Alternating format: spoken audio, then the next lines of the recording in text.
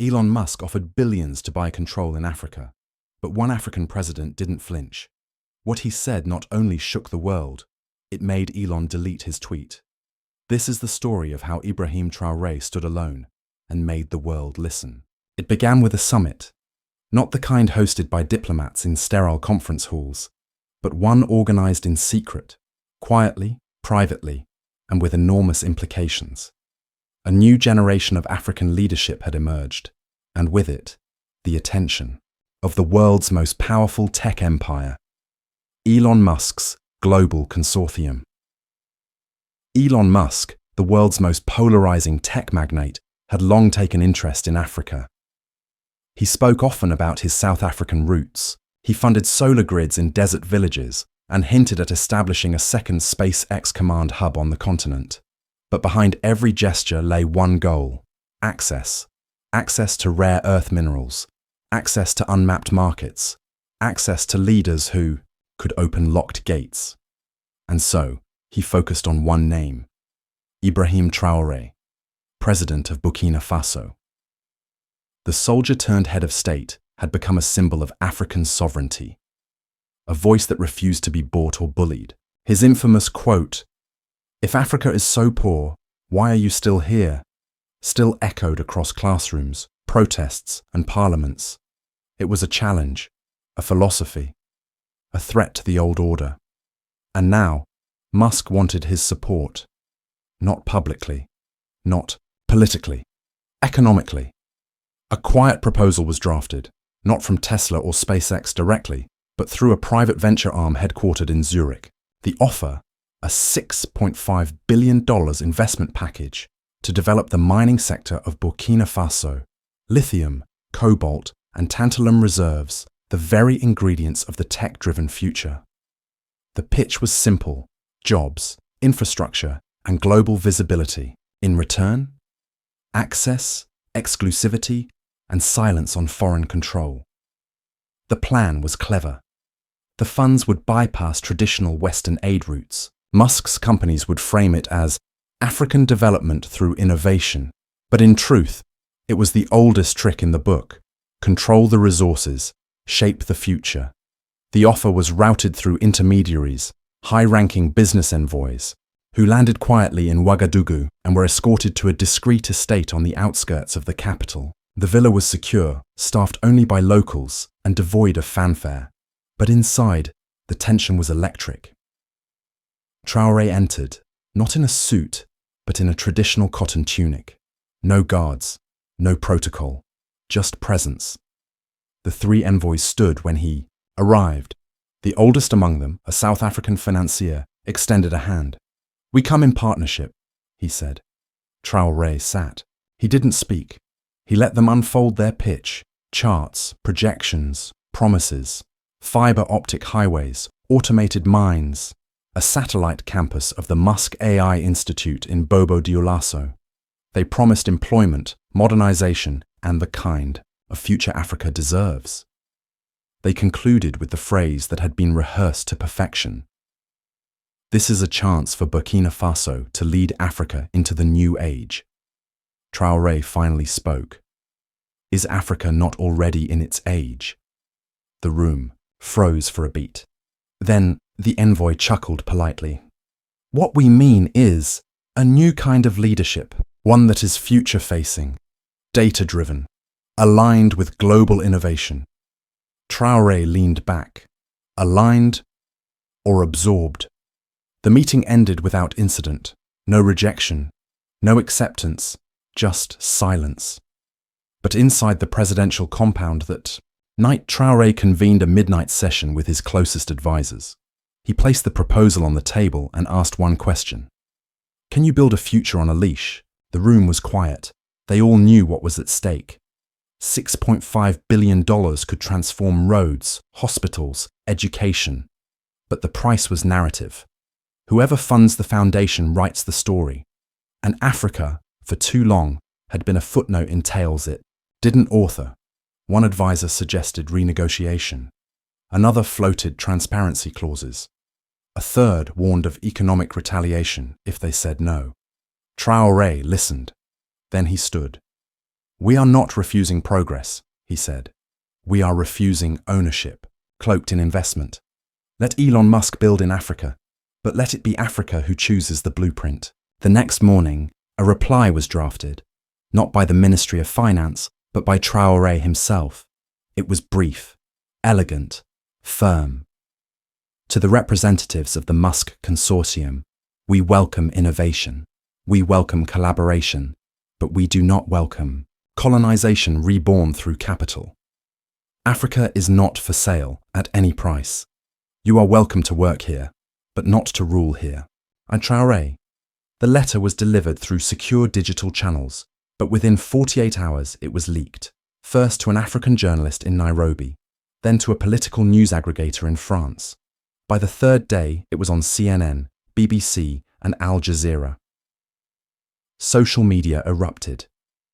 Traore says no to Musk. Africa's lion roars again. 6.5 billion rejected in the name of sovereignty. Musk remained silent, publicly. Privately, his inner circle scrambled to manage optics. Investors were furious. Boardrooms were restless. But Musk was not used to being denied, especially not by someone with no stock options and no lobbyists. So he did what he always did. He tweeted, "Some leaders prefer poverty to progress." Sad. The tweet went live at 2:17 a.m. PST. By 6 a.m., it had over 10 million views. By 8 a.m., IBRAHIM Traoré responded. Not on Twitter, not on television, but during a press conference with village farmers in rural Burkina Faso. A reporter asked him if he had seen Musk's tweet. He smiled. Then he said, "If progress means ownership without voice, then poverty may be the price of dignity, but it will not be permanent." The farmers applauded. The clip went viral. Musk deleted his tweet. But the damage had already ignited something. Youth leaders across the continent posted photos with the caption, "We are not for sale." Graffiti. Across Lagos read, "Africa is the future because we will build it ourselves." In Silicon Valley, a leaked email revealed internal discussions at Tesla to suspend partnerships with African contractors. Publicly, they denied it. But Traoré's office had already anticipated the retaliation. They began redirecting energy talks toward African-Caribbean tech coalitions. A new digital currency pilot was announced, independent of Western financial infrastructure. And more importantly, Traoré opened channels with smaller, underfunded African startups for national-scale contracts. "No more middlemen," he said. And then came the breaking point. A scheduled satellite launch over Burkinabe territory, part of a Musk-backed global internet expansion, was halted by Burkina Faso's airspace authority. They issued a statement, "We are not a pipeline. We are a people." The global press howled. Investors panicked. Tech analysts predicted disaster. But within Africa, there was celebration. Because for the first time in living memory, a head of state had told one of the world's richest men, "You can't buy us." The backlash didn't come from bombs or sanctions. It came in silence, a carefully engineered global silence that closed doors without noise. Within a week of Traoré's public rejection of Elon Musk's offer, several international financial platforms suspended Burkina Faso's participation in developmental forums. Promised investments evaporated. Satellite maintenance contracts were quietly cancelled. Reports surfaced that Silicon Valley donors were pressuring think tanks to exclude Burkina Faso from future digital inclusion grants. The message was clear: say no to power, and you don't get a seat at the future. But Traoré was not alone. From Kigali to Kinshasa, headlines began to shift. What had once been viewed as economic suicide was now being called a reawakening. In Ghana, university students marched carrying signs that read, "Elon can keep his rockets, we'll build roots." In Nairobi, a group of female engineers launched an African tech coalition called Loin, dedicated to open-source, Pan-African development tools that bypassed Western licensing.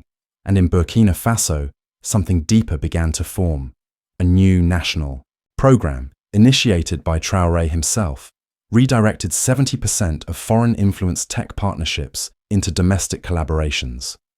Instead of relying on foreign AI labs, the government funded village coding boot camps. Instead of importing expensive drone surveillance tools, they partnered with Ghanaian drone startups to secure their own borders. What Musk had offered in billions, Traore began replicating with belief, but the fight was far from over. In Washington, D.C., a closed-door policy session unfolded. Representatives from multinational corporations, U.S. trade officials, and digital diplomacy strategists gathered to discuss what one report titled the Traore problem. The question on the table wasn't just economic, it was existential. What happens when Africa stops listening? What happens when Africa leads without permission? One strategist warned that if Traore's model spread, it could shift the balance of power globally, not through war, but through narrative sovereignty. Elon Musk remained unusually quiet. He had not tweeted since the deleted jab. But insiders revealed he was pushing hard behind the scenes, lobbying African Union officials, offering discreet funding to opposition parties, even floating a counteroffer to neighboring leaders. But none of it stuck. Because Traore wasn't building a movement based on charisma. He was building a culture shift. In Burkina Faso, the streets began to reflect the change. Billboards that once advertised Western NGOs now featured local heroes, engineers, doctors, architects, who were building their country with their own hands. The quote, "Africa is not for sale," was painted on city walls, printed on school notebooks, stitched into school uniforms. And on the one-year anniversary of his rejection of Musk's offer, Traore did something no one expected. He hosted a global summit, but not in Geneva, not in New York, in the heart of Ouagadougou.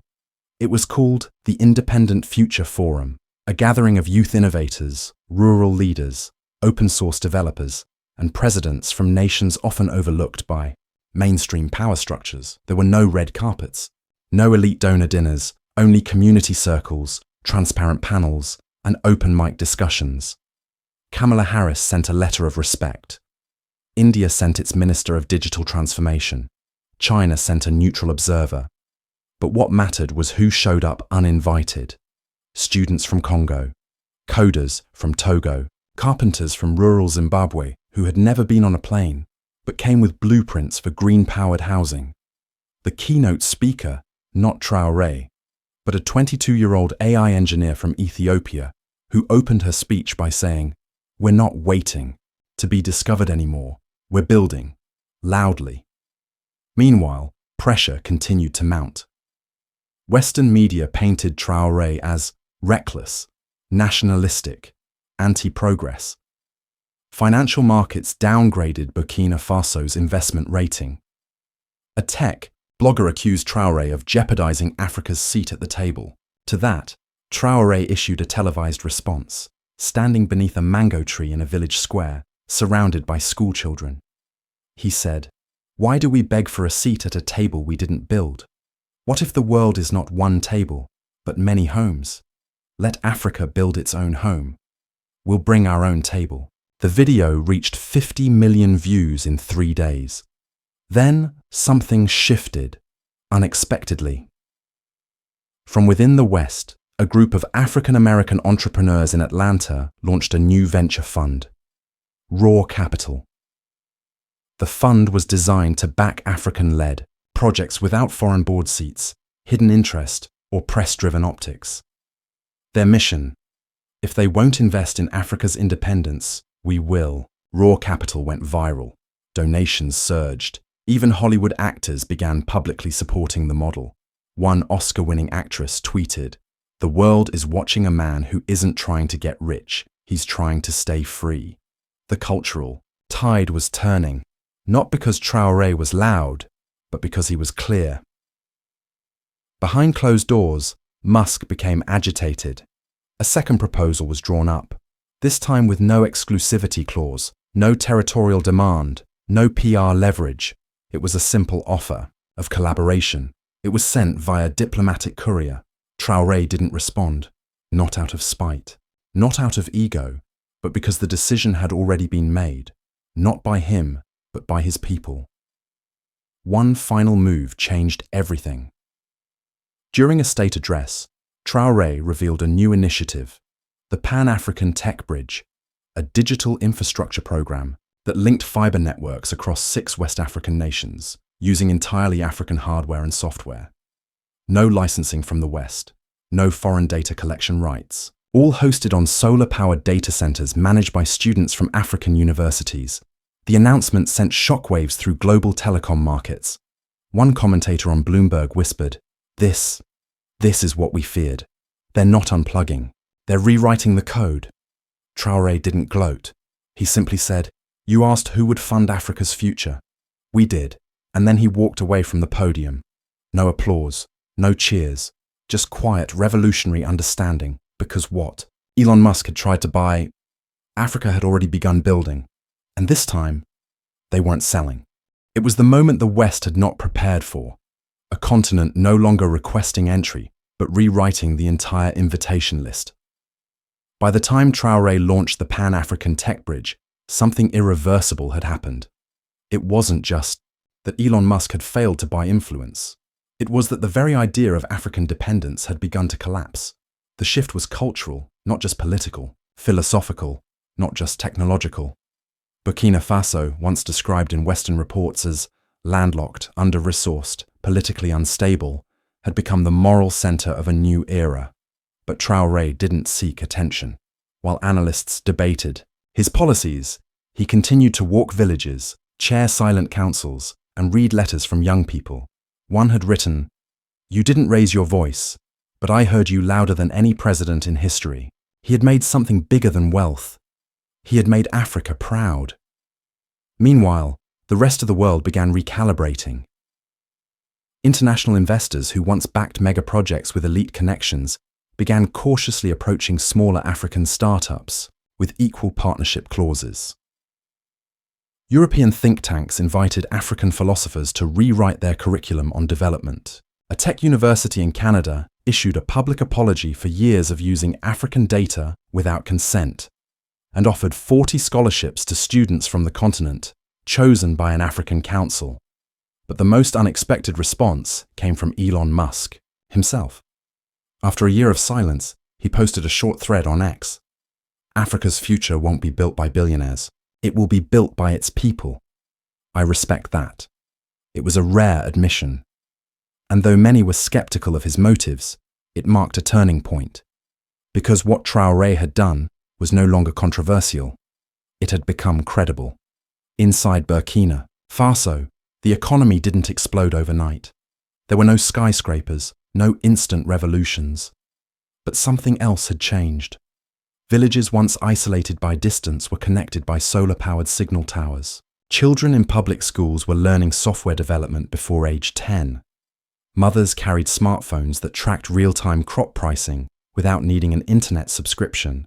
And for the first time, young men were staying, not just to survive, but to create.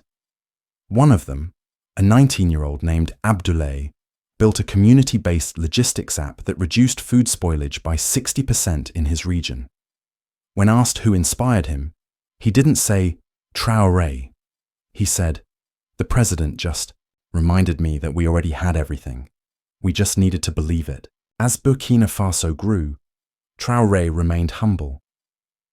On the anniversary of his Geneva quote, reporters asked if he felt vindicated. He replied, "I wasn't trying to win. I was trying to wake us up." Then quietly, he introduced a new initiative. Not military, not digital, a storytelling network. The Voice of Us. Broadcast from village to village in local languages, the program shared stories of Africans solving African problems with African wisdom. No English, no subtitles, no filters, because he knew. Power changes when the stories change, and Africa had finally begun telling its own. Then came the message from outer space. Weeks after Musk's public tweet of respect, a private satellite transmission was received. At Burkina Faso's new independent observatory, the content, a short video, a handshake request. Musk proposed co-launching a pan-African space research capsule, entirely designed by African scientists, funded by raw capital, and using SpaceX infrastructure at cost. No ownership, no PR campaign, just support. The offer was reviewed, and after weeks of deliberation, Traore agreed, under one condition. The first name on the capsule will be African, the first experiment will be agricultural, and the first image sent back to Earth will be of the Sahara. Musk accepted, and the world watched as the capsule, named Amani, Peace, was launched into orbit, engineered by a team led by women from Burkina Faso, Kenya, and Ethiopia. When the satellite sent its first signal back home, it wasn't just data, it was a message. Africa is not behind, it was always rising. Now the world is catching up.